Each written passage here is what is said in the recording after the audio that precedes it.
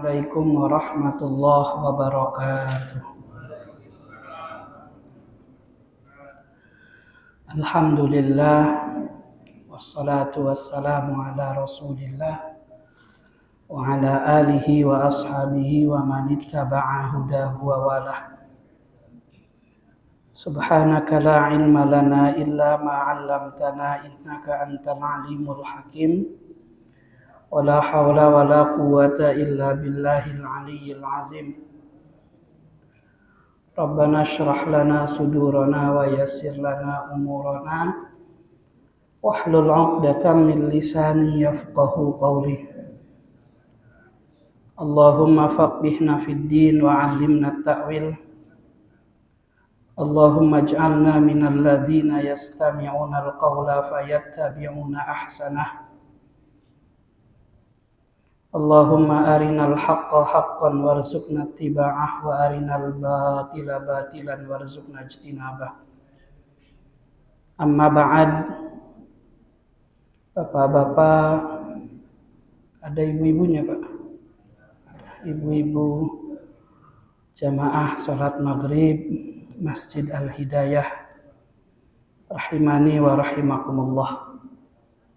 Mudah-mudahan Allah Subhanahu wa ta'ala senantiasa memberikan rahmat kepada kita semuanya.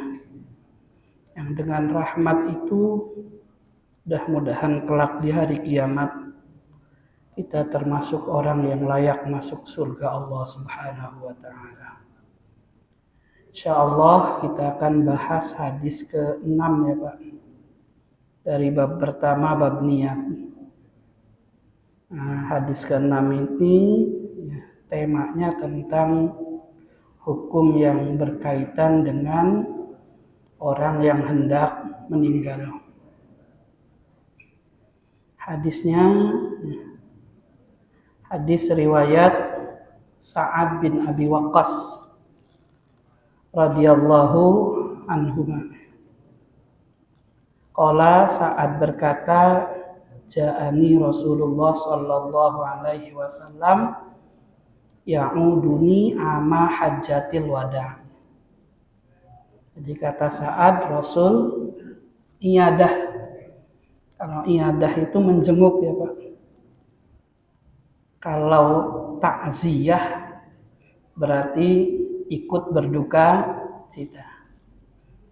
Kalau hadirnya ke orang yang sedang sakit, bahasa istilah syariahnya iyadah. Nah, kalau orangnya sudah wafat namanya takziah. Seperti itu. Nanti ada babnya sendiri tentang takziah. Nah, iyadah ini bagian daripada hak sesama muslim. Maka kemudian Rasul menjenguk sahabat beliau, yaitu Sa'ad bin Abi Waqqas. Min waja'in istaddabi.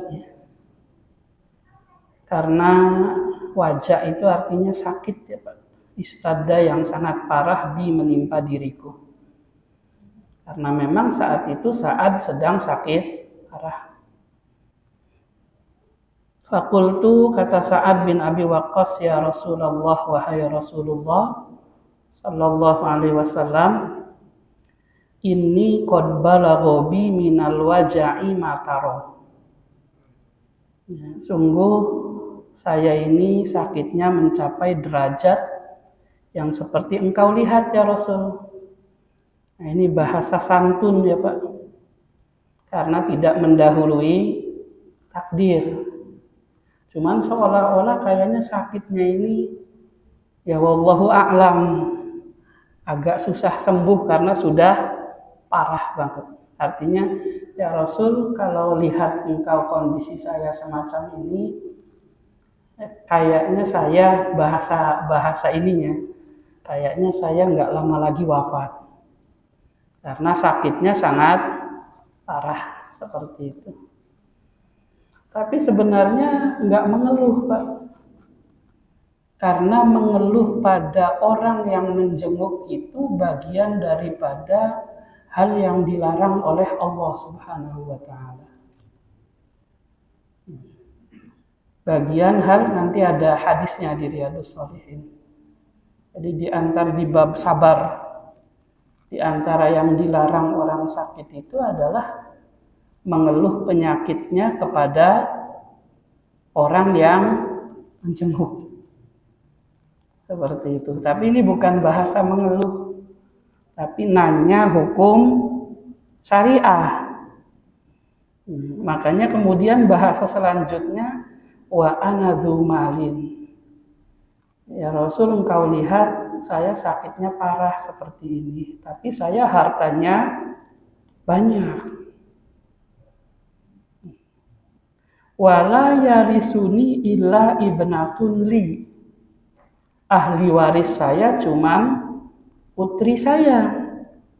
Maka kalau di ilmu waris ini, Pak, putrinya dapat separuh harta, sisanya juga buat putrinya. Jadi utuh hartanya buat putrinya semuanya. Kalau di ilmu waris namanya fardhon waroddan. Separuh karena dia dapat bagian sebagai putrinya, separuhnya lagi karena rod dalam ilmu waris itu. Jadi ke putrinya semua tuh. Beliaunya Sa'ad bin Abi Waqqas kaya. Maka kemudian nanya, padahal amal soleh itu dahsyatnya sahabat ya Bapak Ibu. Sodakoh itu kan amal soleh, tapi pengen sodakohnya sesuai syariah Islam, agar jangan sampai amal soleh itu cuman punya modal niat, tapi tidak sesuai aturan Islam. Maka ditanyakanlah ke Rasulullah Sallallahu Alaihi Wasallam. Penyakit model yang tadi saya sebutkan itu zaman akhir banyak, sehingga banyak orang tidak hadir ke majelis ilmu. Banyak orang kemudian kalau beramal soleh nggak nanya-nanya dulu bener enggak amal solehnya, sehingga banyak keputusan-keputusan yang niatnya baik tapi dianggap tidak soleh karena tidak sesuai aturan syariah Allah. Kalau sahabat enggak tuh, ya Rasul, saya ini mau sodakoh. Padahal sodakoh itu amal soleh. Tapi nanya dulu boleh atau tidak. Kalau pikiran orang kayak model kita ini kan Pak, ya Anda tahu ya. Mau sodako amal soleh ngapain nanya, tinggal sodako aja selesai kan, seperti itu. Toh niatnya niat baik, tapi ternyata niat baik aja itu tidak cukup. Seperti itu, butuh ilmu agar amal solehnya tidak menjadi amal salah. Karena soleh dan salah ini tipis kalau dalam bahasa Indonesia. Beda O dengan A doang kan. Sehingga ngerasa soleh padahal salah. Seperti itu.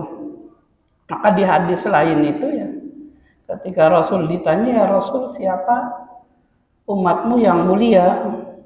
Dijawab, yaitu umatku yang faham agama. Seperti itu. Karena paham ini modal agar kemudian amal solehnya berdasarkan aturan Allah Subhanahu wa ta'ala. Agama Islam ini kan wahyu Pak ya, bukan agama kompromi Bapak Ibu. Maka dibutuhkan untuk mengamalkan syariah itu ilmu, tidak sekedar logika. Di situ. Nanya nih Sa'ad bin Abi Waqqas, ya Rasul, putri saya kan dapatnya banyak, bahasanya kurang lebih seperti itulah kalau ditafsiri. Ya. Jadi kalau kemudian 2/3 saya sodakohkan di jalan Allah, insya Allah putri saya aman-aman saja tuh. Boleh nggak saya sodakoh 2/3 harta saya dalam kondisi yang sangat sakit parah. Nah, sebelumnya kan Pak, bahwa pernah ada kejadian Abu Bakar As-Siddiq radhiyallahu anhu mensodakohkan seluruh harta. Kalau Umar mensedekahkan setengah harta. Tapi yang dilihat Abu Bakarnya masih sehat. Bahasa sederhananya masih bisa nyari harta lagi. Kalau ini kan mau ngarepin apa tuh? Yang sudah sakit parah. Ini hukum fikihnya beda, Pak. Antara sodakoh orang yang sudah tidak produktif dengan orang yang masih produktif. Maka ketika sodakohnya orang-orang yang produktif itu, pertanyaan Rasul sederhana, ma'abqaita li ahlik. Kira-kira nanti keluargamu kalau ini disodakohkan semua bagaimana? Kenapa nanya keluarga, Bapak Ibu rahimani wa rahimakumullah? Sebab mencukupi keluarga itu kewajiban. Sedangkan sodakoh itu amal sunnah.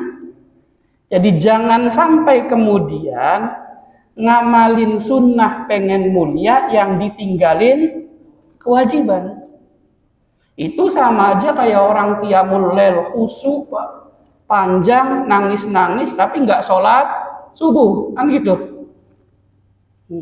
Atau gini, ada orang bangun masjid kan amal sunnah. Gitu. Dipuji-puji orang, wah bangun masjid hebat luar biasa, gitu. Tapi zakatnya nggak dikeluarin. Nah, itu kan masalah. Nah, kenapa nggak zakat saja? Sayang kalau zakat. Hartanya 1 triliun kalau dizakati 25 miliar. Kalau bangun masjid kan 2 miliar cukup. Jadi itu. Kalau zakat 25 miliar ya udahlah, bangun aja masjid.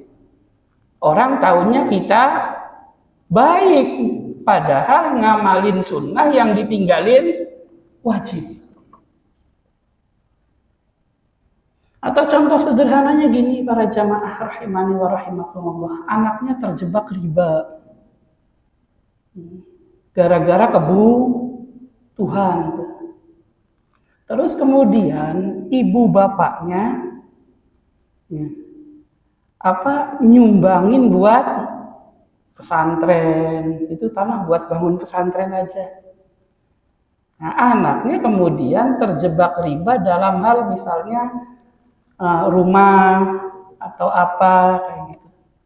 Ya daripada buat bangun pesantren, hentikan saja riba anaknya. Seperti itu, dijual tanahnya buat nutupin anaknya. Karena dia masih kewajiban orang tua. Kan alasannya kenapa Anda terjebak riba? Jawabannya sederhana. Saya kalau nggak pakai riba nggak bisa. Ini darurat. Bapaknya nyumbang pesantren tuh Pak. Nah ini kan amal ya, istimewa tapi ninggalin kewajiban. Maka Rasul itu senantiasa ngomong, ya, kalau ada yang sodako, keluarganya gimana? Sampai orang yang sodako yakinin Pak, tenang ya Rasul, keluarga saya cukup. Baru diterima sama Rasulullah. Nah, tradisi ini atau sunnah ini Allahu a'lam kayaknya menghilang di zaman sekarang Pak, betul nggak? Kalau ada yang nyumbang ditanyain nggak keluarganya makan apa belum kira-kira? Paling terima kasih, disiapin kwitansinya kan kayak gitu. Nah, kalau Rasul enggak, Rasul ditanyain keluarga sudah cukup belum, karena nafkahin keluarga itu kewajiban. Ketika Abu Bakar ngomong, ya Rasulullah saya tinggalkan keluargaku Allah dan Rasulnya. Ya, abqaitu lahu Allahu wa Rasul. Pokoknya ya Rasul, saya ini amanah, sederhananya gitu. Saya tidak akan pernah menyia-nyiakan keluarga saya. Dan Abu Bakarnya masih sehat, maka diterimalah sama Rasulullah. Saat kasusnya beda. Saat itu kasusnya adalah dia sakit parah dan gak seluruh harta. Tapi apa jawaban Rasulullah ketika 2/3?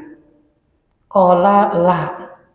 Kata Rasul, tidak. Makna tidak itu berarti haram. Saat haram. Saat ngomong lagi, fasyatru ya Rasulullah. Kalau setengah gimana ya Rasul? Dijawab sama Rasul, la. Gitu, setengah juga haram. Tidak. Terus nanya lagi, fasulus. Kalau 1/3. Dijawab sama Rasul, qala as-sulus. 1/3 boleh. Berarti apa? Orang yang sudah tidak produktif menjelang wafat itu, maka pembelanjaan harta atau amal soleh harta dia harus seizin ahli waris. Karena dia sudah tidak produktif.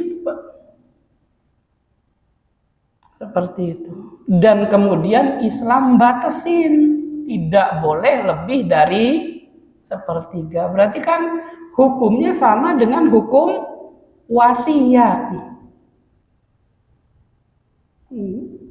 Apa alasannya? Rasul meyakinkan ke Sa'ad bin Abi Waqqas. Innaka intazar warasataka aghniya khairun min antazarhum ala. Saat kalau kamu meninggal terus keluargamu cukup. Ghani itu artinya ngerasa cukup, tidak butuh. Lawannya kaya bukan miskin, Bapak Ibu. Lawannya kaya itu adalah fakir. Makanya kemudian yang dicela itu jiwa fakir. Walaupun hartanya banyak. Seperti itu. Apa fakir tuh? Butuh terus. Sehingga lumayanan tuh Bapak Ibu. Kayak gitu, hartanya banyak juga ada yang haram, lumayan diambil. Gitu. Karena ngerasanya butuh. Seperti itu.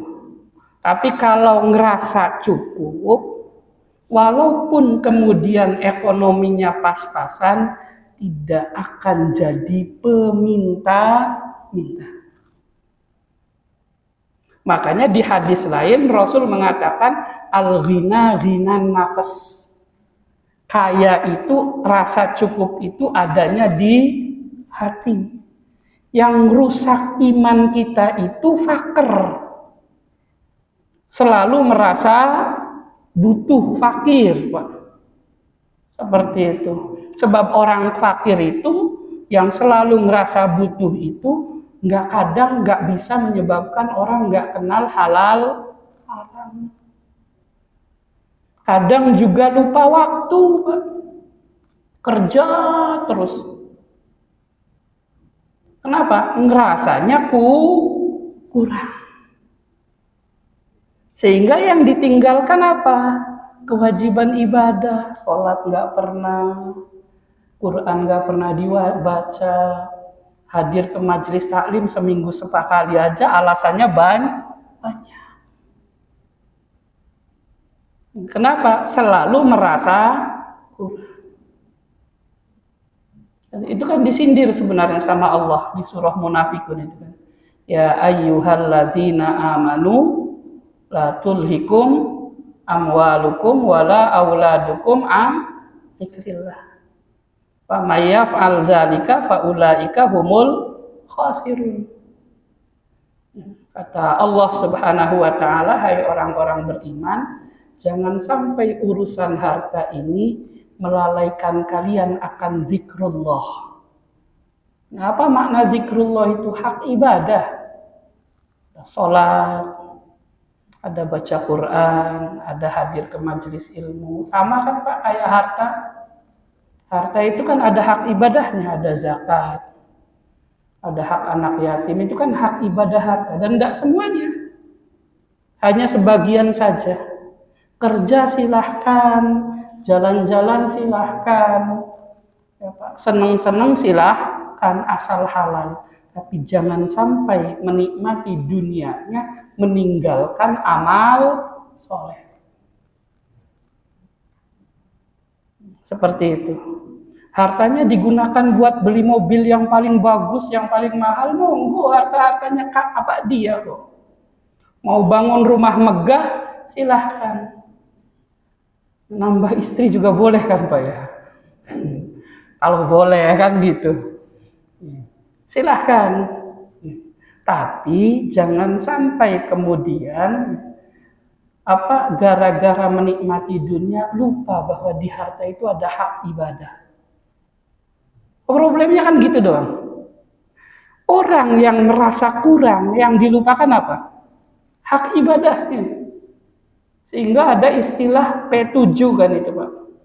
Pergi pagi, pulang petang, tapi penghasilannya pas-pasan. Kurang terus. Padahal berangkatnya sebelum subuh, nggak tahu sholat subuhnya di mana tuh.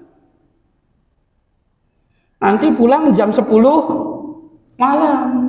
Maghrib isanya di jalan, macet. Lupa sholat, tapi terus gitu. Ketika hendak pensiun, anak sudah pada sukses, Pak.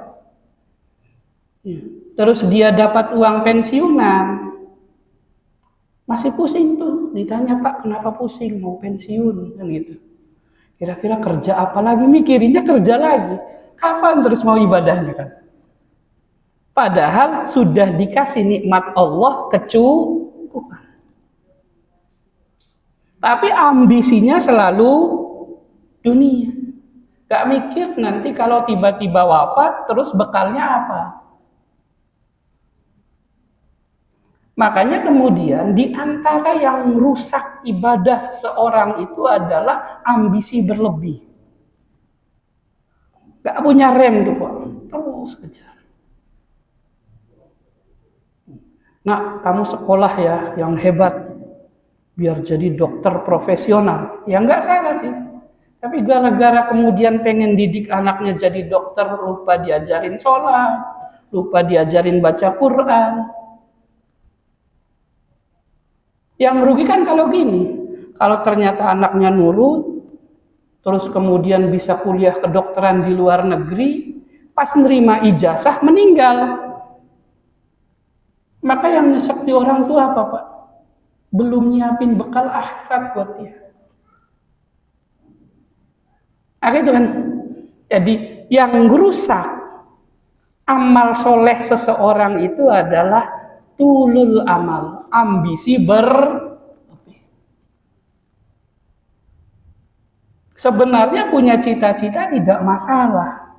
Tapi cita-cita berlebih yang sampai lupa bahwa kehidupan ini ada kematian dan ada hari pembalasan, itu yang bermasalah dan musibah. Baik. Jadi para jamaah rahimani wa rahimakumullah, bahwa di harta kita dan di badan kita ini ada hak ibadah, Pak. Tidak 24 jam kok, hanya sebagian saja. Akhir ayatnya gimana? Wa may yaf'al zalika faulaika humul khasirun, kan gitu di ayat Munafikun. Siapa yang hartanya melalaikan dia akan hak ibadah, maka dia termasuk orang yang merugi. Nah, di akhirat itu cuman ada dua tempat.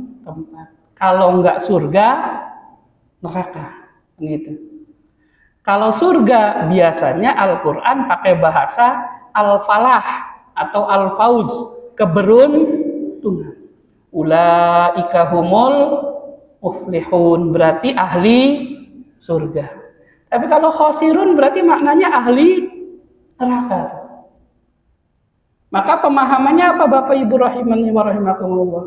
Orang yang ambisinya melalaikan akhiratnya, siap-siaplah jadi ahli neraka. Nah ini bukan nakut-nakuti ya Pak, cerita saja kan gitu. Maka kita boleh bercita-cita dunia, halal diperbolehkan, tapi ingatlah ada hak ibadah. Ada hal yang harus dipersiapkan buat kehidupan kita kelak setelah wafat. Baik, kembali lagi ke hadisnya para jamaah rahimani wa rahimakumullah. Jadi kaya itu di hati, fakir butuh juga di hati. Rasa fakir di hati itu menyebabkan kita nggak kenal halal haram, menyebabkan kita kemudian terkadang lupa diri, ribut sama saudara, rebutan warisan. Maka orang tua itu harus mempersiapkan agar generasi berikutnya punya jiwa kaya. Paling minimal tidak hobi minta-minta lah. Seperti itu. Kenapa tidak hobi minta-minta? Peminta-minta itu padahal dia cukup, maka ada ancaman Allahnya. Dalam hadis itu ada beberapa hadis tentang tasawuf minta-minta itu. Di antaranya siapa yang minta-minta bukan karena butuh, maka nanti besok di hari kiamat dibangkitkan muz'atalahmin, mukanya tanpa daging. Jadi kalau kita besok nanti di akhirat lihat orang ada mukanya tanpa daging, tinggal tulang, berarti hobi di dunianya tukang minta-minta. Di hari kiamat. Terus Rasul juga bilang di hadis lain, siapa yang minta-minta bukan karena kebutuhan, karena memang lebih kayak gitu. Kadang ujiannya orang meminta-minta itu kan kalau sudah dikasih lebih dari cukup, nerima apa ditolak tuh Pak? Nerima. Enggak bilang enggak sudah cukup saya. Sisanya buat yang lebih butuh lagi. Ada enggak peminta-minta kayak gitu Pak? Jarang. Habis minta-minta dikasih gede ya nerima aja kan gitu. Bahkan besok minta lagi. Padahal minta-minta bukan karena butuh itu, kata Rasul Shallallahu Alaihi Wasallam, maka harta yang diminta itu terus dimakan akan jadi bara api neraka di hari kiamat. Berarti kan minta-minta dosa. Kecuali karena darurat butuh. Maka Rasul nasihatin ke Sa'ad bin Abi Waqqas, Sa'ad, jangan. Sebab kamu meninggalkan harta agar anakmu tidak jadi peminta-minta, itu amal soleh kamu. Seperti itu. Nah ini kan berarti juga nasihat Rasulullah Sallallahu Alaihi Wasallam agar ketika mempersiapkan akhirat untuk ahli waris itu jangan sampai kemudian dunia mereka menjadi kurang, Pak. Karena salah satu dosa dalam diri seseorang itu adalah berprofesi peminta. Itu makna hadis ini. Intazar warasataka agniya, wahai Sa'ad, kamu kalau meninggalkan ahli warismu dalam kondisi ngerasa cukup kaya kayak gitu, itu khairun min antazarhum alah yatakaffafunan nas. Lebih baik daripada kemudian meninggalkan ahli warismu dalam kondisi alah, Pak. Selalu merasa kurang. Berarti yang dibangun apa? Dua. Satu, siapkan modal mereka agar cukup. Yang kedua, siapkan mental mereka biar tidak selalu merasa kurang. Karena faktor fakir itu dua. Satu fakir benar-benar karena butuh, yang kedua fakir karena hatinya yang bermasalah. Nah, terus Rasul kasih nasihat lagi saat gitu. Apa yang kamu nafkahkan untuk keluargamu itu ada pahala sodako. Jadi tidak usah khawatir warisin harta banyak itu ada pahalanya di akhirat. Seperti itu. Illa ujirta 'alaiha hatta ma taj'alu fi imro'atik. Apa yang dinafkahkan ke istri sodako, apa yang dinafkahkan ke anak sodako. Dan sodakoh itu tidak boleh dari uang haram. Maka hukum fikihnya gimana? Haram menafkahi anak istri lewat jalur uang haram. Salah satu faktor menafkahi keluarga lewat jalur uang haram itu yaitu jiwa yang selalu merasa kurang. Kadang lewat jalur yang sederhana, Pak. Bukan lewat jalur korupsi atau nyuri. Tapi lewat jalur uang zakat yang aslinya dia tidak berhak menerima zakat. Kan itu. Tapi ya lumayan aja. Lumayan itu bahasa Indonesia bukan ya, Pak? Apa Ustaz? Lumayan itu bahasa Indonesia ya, Pak? Ya? Dikasih ini Pak ada zakat, padahal nggak berhak tuh. Alhamdulillah, bahasanya alhamdulillah, padahal ini harta musibah, harta yang tidak amanah. Ini ada bantuan buat fakir miskin, ikut antri itu, padahal nggak miskin. Alasannya apa? Lumayan kan gitu. Padahal yang berhak menerima bantuan siapa? Fakir miskin. Kaya pun ikut ngantri, ngerasanya uang halal. Di Quran itu kan ya ayyuhalladzina amanu la ta'kulu amwalakum bainakum bil batil. Perpindahan harta itu akan jadi halal kalau caranya halal. Tapi kalau enggak berhak ya jadi batil. Seperti itu. Baik. Para jamaah rahimani wa rahimakumullah, berarti yang dibentuk apa? Jiwa kaya. Biar kemudian tidak terlalu bernafsu terhadap dunia. Rasa cukup. Kalau sudah bernafsu, yang membuat seseorang lupa diri, tidak tahu mana halal, mana haram. Kalau nggak ngerti, orang-orang yang hati-hati itu kan akan nanya ke gurunya yang ngerti. Pak Ustadz, ini saya dapat kayak gini, halal nggak ya? Kan gitu Pak. Seperti itu. Tapi kalau kemudian tidak peduli halal haram, nanya enggak? Ya enggak, alhamdulillah. Tidak berhak juga ambil aja. Nah, itu penyakit ngerasa miskin. Seperti itu. Hadisnya riwayat Imam Bukhari Muslim. Dari hadis ini ada beberapa pelajaran ya Pak yang bisa kita ambil. Satu, yaitu terkait dengan menjenguk orang sakit. Dalam kitab Al-Adab As-Syar'iyyah karyanya Imam Ibnu Muflih itu dikatakan bahwa hukum menjenguk orang sakit itu sunnah. Ada pahala. Nah, yang jadi landasan salah satunya adalah hadis riwayat Imam Muslim dari Sauban. Kata Rasulullah atau Rasul bersabda, innal muslim idza ada iadah akhahu al muslim lam yazal fi khirfatil jannah hatta yarji. Oh, luar biasa tuh. Ngitungnya dari berangkat sampai pulang tuh, Pak. dicatat amal ahli surga.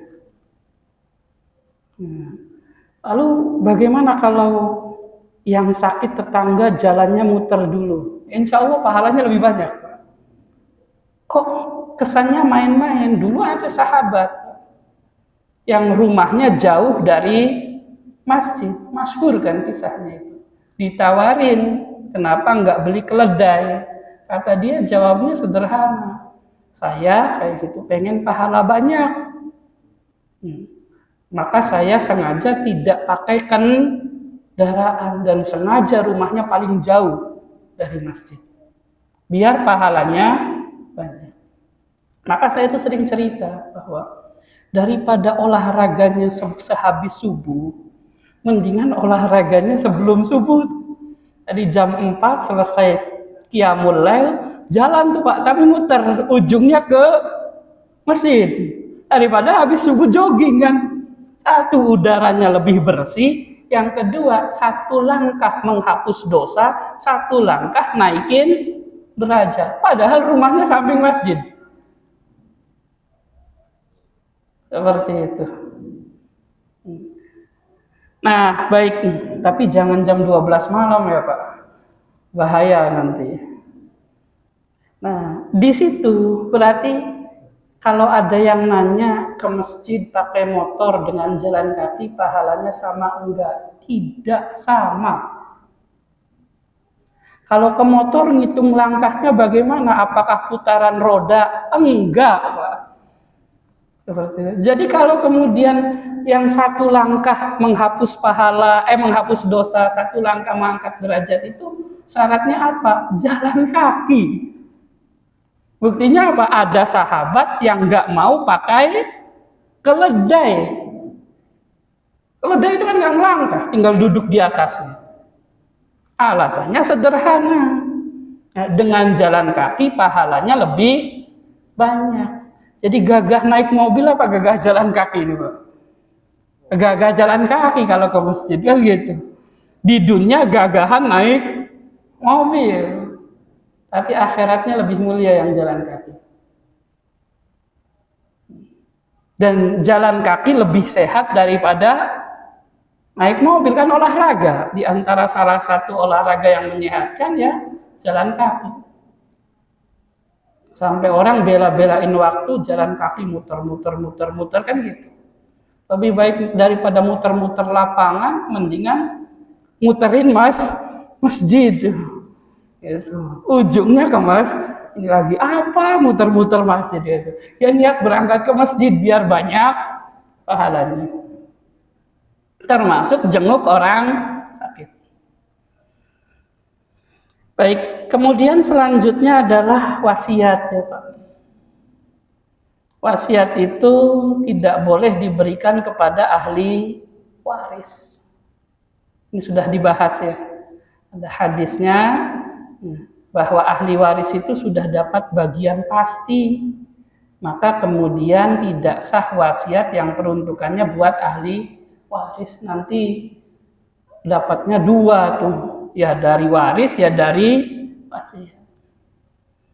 Terus kemudian yang kedua, wasiat tidak boleh lebih dari 1/3, termasuk orang yang sudah kadang udah tua, udah tidak produktif. Ya kalau mau menginfakkan harta di jalan Allah, bangun masjid atau apa, jangan melebihi 1/3. Sebab ada hak ahli waris di situ. Nah, hadisnya yang tadi ya hadis riwayat Sa'ad bin Abi Waqqas, di riwayat lain di Imam Bukhari dari Amir bin Sa'ad. Seperti itu. Terus kemudian ada hadis riwayat Imam Ad-Daruqutni dari Mu'adz bin Jabal, kata Rasulullah, innallaha qad tasaddaqa 'alaikum bisulusi amwalikum inda wafatikum. Allah tuh sudah kasih kesempatan sedekah pada kalian dengan 1/3 harta kalian ketika wafat. Berarti apa? Tidak boleh melebihi 1/3 kalau pemberiannya setelah wafat. atau menjelang seperti itu. Sebab apa? Itu hanya sodakoh plus. Dan yang perlu dipahami Bapak Ibu rahimani wa rahimakumullah, orang wafat itu yang berhenti cuman amal solehnya, pahalanya nggak berhenti, penghapusan dosanya nggak berhenti, yang berhenti cuman taubatnya. Kapan buku catatan amal itu diangkat oleh Allah? Nanti kalau matahari terbit dari barat. Maka ada orang meninggal itu disolati. Sholat itu takbir pertama baca Fatihah, takbir kedua sholawat, takbir ketiga apa tuh? Takbir ketiga Allahumma ghfir lahu, ya Allah ampuni dia si mayit ini. Kalau doa kita dikabul oleh Allah, maka mayitnya dihapus dosanya. Berarti minta ampun untuk mayit itu sampai. Maka hadisnya iza mata ibnu Adam in qata'a amaluhu. Kalau anak Adam wafat itu yang berhenti cuman amalnya, bukan pahalanya. Di situ. Kalau pahalanya terus tuh Pak. Nah, amal ini ada dua Bapak Ibu. Satu, amal yang dia kerjakan. Yang kedua, amal yang dia tidak kerjakan tapi dia penyebabnya. Nah, bahasa Qur'annya inna nahnu nuhyil mauta wa naktubu ma qaddamu wa atharohum. Jadi yang dicatat itu ma qaddamu yang kita kerjakan, wa atharohum dan yang tidak kita kerjakan tapi kita penyebabnya.